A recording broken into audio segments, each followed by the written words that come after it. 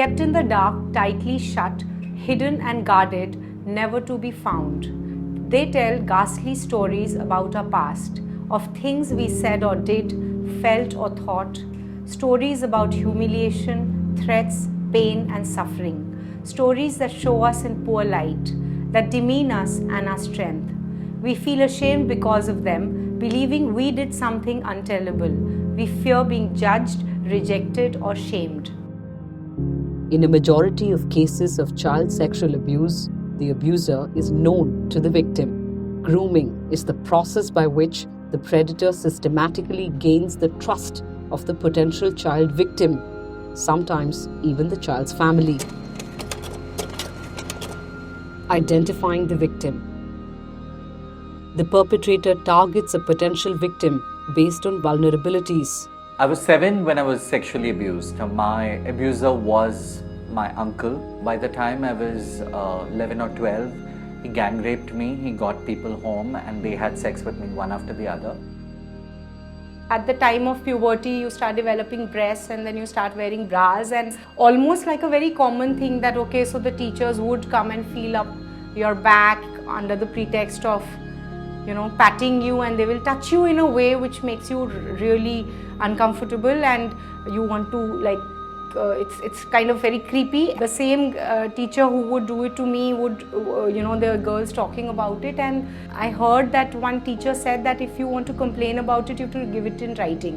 And I'm talking about 30 years back. So there was no concept of, there was no POCSO, there was no policy, there was no child-friendly practices, there was no child sexual abuse as a term only was not known. So nobody actually got down to giving a written complaint, and it just continued. Gaining trust of the victim. The abuser watches and gathers information on the child's needs. He could then engage the child by offering special attention and a sympathetic ear in such a manner as to gain their friendship.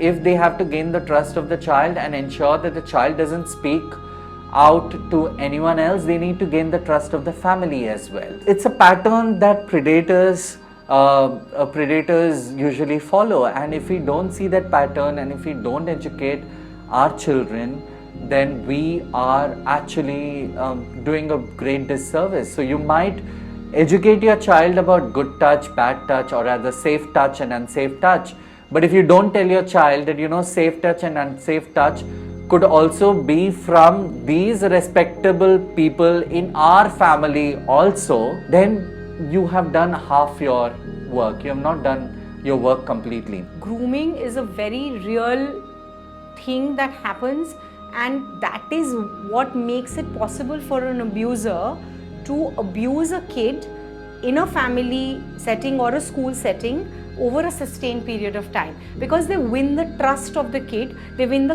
trust of the parents, and they win or if it happens in a school, they enjoy a position of trust in the school with the management, with other teachers. So they will never, so you are the most unsuspecting person, and grooming is a process which desensitizes the kid to, in a way disempowers the child and make sure that it is not reported, and if it's reported, the child would not be believed. It's very intimidating. Can you picture like a 6-year or a 3-year or a 5-year-old and this full grown adult, if he is taking you to the loo and undressing you or touching your penis or touching your vagina or slipping his hands under or taking off his clothes in front of you, it's too shocking and too intimidating a thing. You don't know how to describe it. And if the message is only nobody should touch your private parts, and if he's not touched the child's private part, what is the child supposed to say? He'll just start avoiding going to the loo, then he'll start avoiding going for maths tuitions if it's a maths teacher. The child will stop going to the play period, and then the parents, children always try to tell us indirectly. Creating secrecy around the relationship. The abuser could share feelings and secrets and buy gifts for the child. The abuser is likely to instruct the child to keep it a secret from her parents and friends. I think predators usually groom their victims in a way that the victim doesn't speak up. that the victim doesn't scream. It happened in my case, and my case is not an isolated case.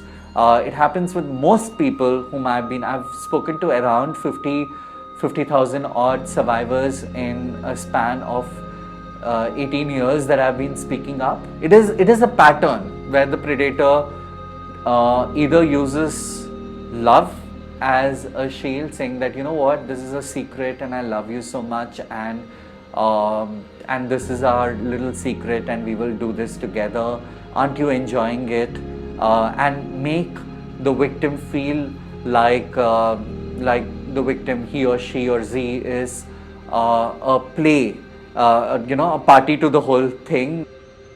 Initiating sexual contact.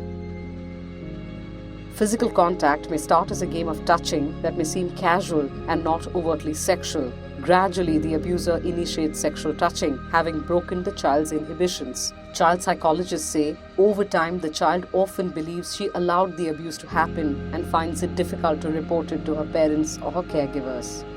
They'll just touch you so-called harmlessly, or just brush against you first, and you're like, okay, and otherwise this is a good teacher, cool teacher.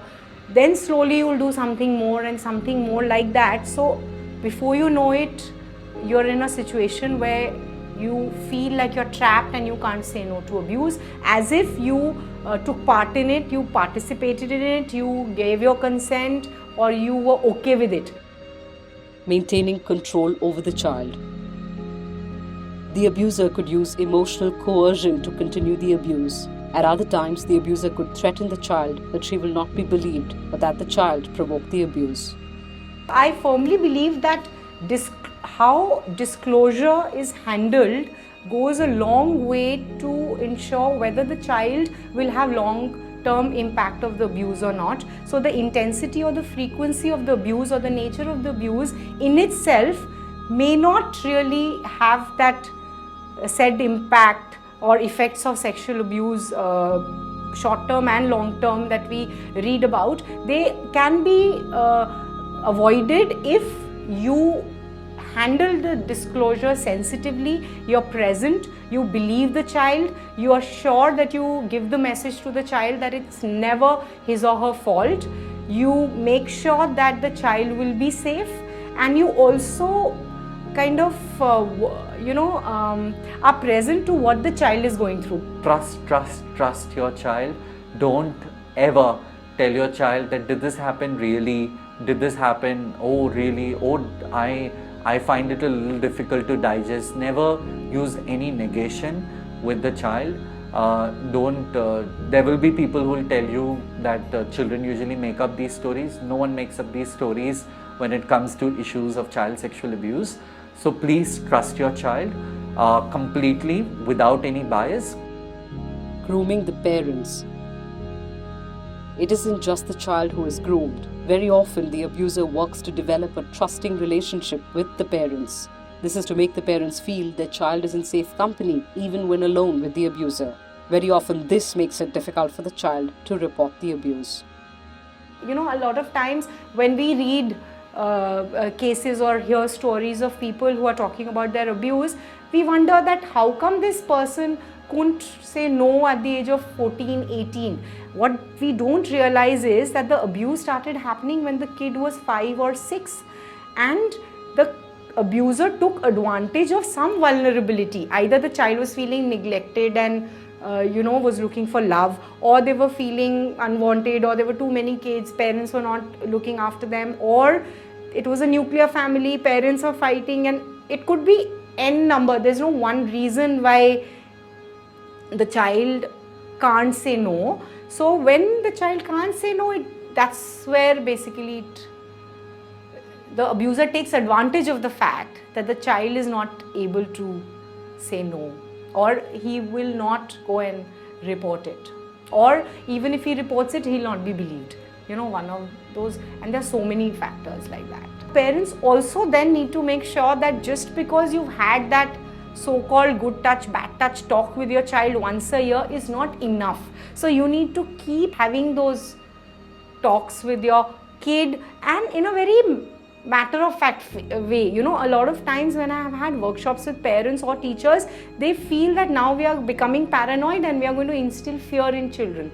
There are many ways of talking to children and empowering them, and you don't have to have fear in the whole equation, because the person the person who is abusing is in a position of trust and authority over the kid, and that is what allows the abuse to go on for sustained period. Khandan ka sharam is something that parents actually victimize children with, that it's a secret that needs to remain in my family. And if it's a woman, if it's a girl child, it's like, oh my God, the virginity is gone and now this girl is not going to get married to anyone in life. If it's a male child, the male child is told that why didn't you fight back? You should have fought back at that moment, you know. And now how do I go and tell the whole world that my child was a sissy who didn't fight back despite being a male child? ये तो खानदान का चिराग है जो लड़ नहीं पाया लोगों से. So I think those are signs of bad parenting. Take that box of secrets out in the sun, dust them, hug them, let them breathe. Not everyone looks at them with blame and shock. There are so many fellow ex-owners of these deep, dark secrets who are now happy and free.